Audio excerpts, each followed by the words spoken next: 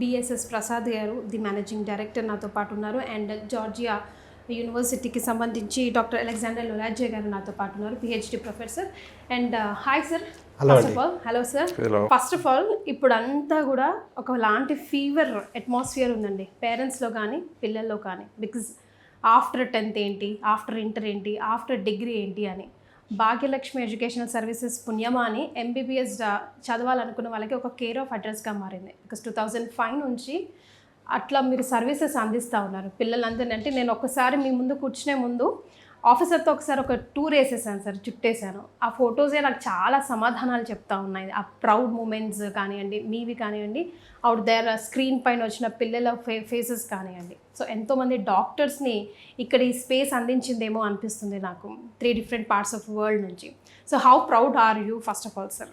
So Bhagyalakshmi education services మీరు చెప్పిన విధంగా 2005 జూన్ 19th స్థాపించబడింది. సో నెక్స్ట్ మంత్ జూన్ 19 తోటి 20 years సక్సెస్ఫుల్గా కంప్లీట్ చేసుకోబోతున్నాం. సో ఇది నిజంగానే ఇది ప్రౌడ్ మూమెంట్ మాకు. ఎందుకంటే 20 years ఎలా గడిచిపోయినా నిజంగా కూడా మాకు గుర్తులేదు. ఇది ప్రాక్టికల్గా చెప్తున్న వర్డ్స్. సో ఎంతమంది స్టూడెంట్స్ మా ద్వారా ఎంబీబీఎస్ అబ్రాడ్లో చేయడము, అయిపోయిన తర్వాత డిఫరెంట్ కంట్రీస్లో డిఫరెంట్ డెస్టినేషన్స్లో వాళ్ళు పీజీ కానీ ప్రాక్టీస్ కానీ చేయడము, కొంతమంది ఇండియాకి వచ్చి ప్రాక్టీస్లు కానీ పీజీ కానీ చేయడము, పెద్ద పెద్ద హాస్పిటల్ ఎస్టాబ్లిష్ చేయడము. ఇంకా ప్రౌడ్ మూమెంట్ ఏంటంటే నా స్టూడెంట్స్ ప్రొఫెసర్గా ఇప్పుడు రిక్రూట్ చేసిన స్టూడెంట్స్కి వాళ్ళు టీచింగ్ చేయడానికి వెళ్ళాను.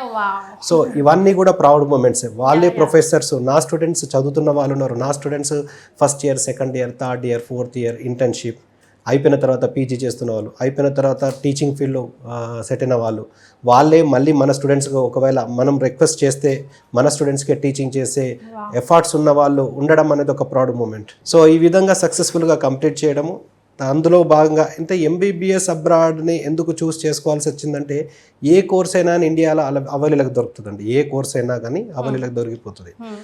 సో కాల్డ్ మేబీ ఇంజనీరింగ్ కావచ్చు, డిగ్రీ కావచ్చు, ఫార్మసీ కావచ్చు, బీడీఎస్, బిహెచ్ఎంఎస్, బిఎంఎస్ ఏదైనా కానీ స్టార్టింగ్ ఫ్రమ్ ఒక 30,000 ఇండియన్ కరెన్సీ నుంచి మ్యాక్సిమం 5 to 6 lakhs లోపల ఇవన్నీ కోర్సులు దొరుకుతాయి. కానీ ఎంబీబీఎస్ 80% దొరకదు. సో ఎందుకు రీజన్ ఏంటంటే దీనికి కాంపిటీషన్ చాలా ఎక్కువ ఉంది.